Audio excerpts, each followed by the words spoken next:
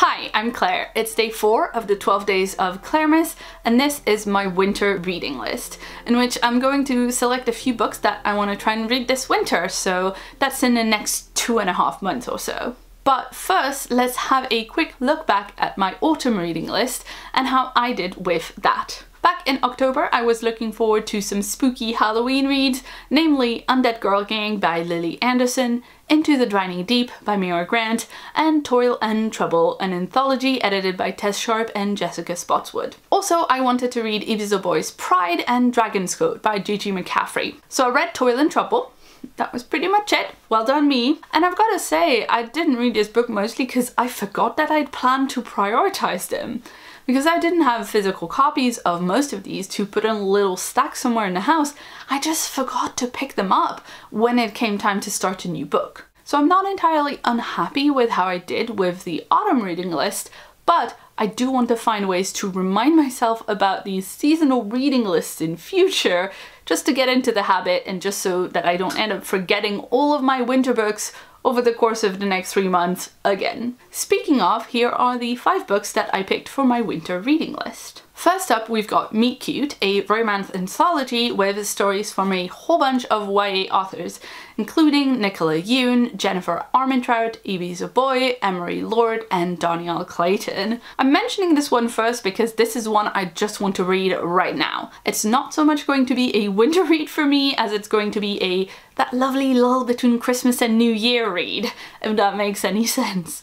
I want some lovely, chirpy, fluffy romance, and this anthology sounds like just the thing. Next up, there is In the Vanisher's Palace, which is a new novella by Aliette de Bodard.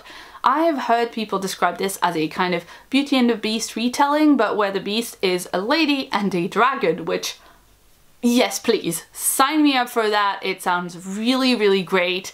I've only just started reading Aliette de Bodard this year, which honestly feels like a grievous oversight that I'm finally rectifying bit by bit, and I want this story to be the next bit of the rectifying. Next up is Do You Dream of Terror 2 by Temi O.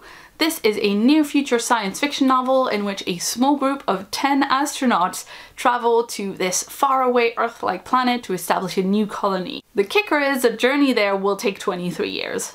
That's 23 years for 10 people to be stuck in a tiny spaceship together with no way of calling for any external help. So I'm really excited about this one. It's an early 2019 release. It's also a debut novel, and I have an arc of it for NetGalley, so it is sitting in my Kindle right now waiting for me to read it. And honestly, I find it genuinely hard to read review copies in time to review things when they come out, so I really want to prioritize this one and make sure that I can talk about it when it comes out in March. I also want to read The Proposal by Jasmine Guillory. This is a romance novel about a young woman who finds herself both single and also kind of infamous in the wake of a very, very public surprise proposal that she does not want, and now she gets a bit vilified for turning down. This is Guillory's second novel, and I tried reading her first book, The Wedding Date, earlier in 2018. I wasn't super enthusiastic about reading original fiction at the time. Honestly, I was pretty much nosediving into a 3-month-long reading slump, so I didn't finish The Wedding Date, but I don't think it's because the book was bad, because a lot of my friends liked it, so I thought I'd give this author another shot. Also, I'm really, really intrigued by the premise because I hate surprise public proposals so much. I find them not at all romantic, and I'm really looking forward to a story that doesn't romanticize that surprise putting you on the spot in public kind of nonsense. Finally, I want to read Heroine Complex by Sarah Kuhn. This is a YA novel about a young woman who works as the PA to her best friend, who just happens to be a really famous superheroine. Her life is turned upside down when she has to pose as her boss for the night, and her own secret superpowers are suddenly discovered. I have been meaning to read this one for a while, and I got a copy of it at Worldcon this summer, so I want to make a bit of time to read it now.